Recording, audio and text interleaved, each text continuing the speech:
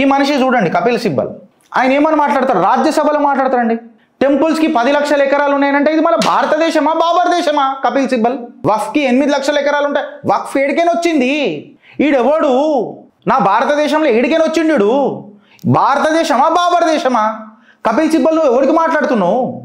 సరే నీ వక్ఫ్ అని అంటున్నావు, కాగితాలు చూపెట్టమంటే నీకు మళ్ళీ ఉచ్చేందుకు పడుతుంది? ఈ క్వశ్చన్ అడగొద్దు. ఇదే పెద్ద మనిషి రామ జన్మభూమి అప్పుడు ఉల్టా కొట్లాడతాడు మనకు.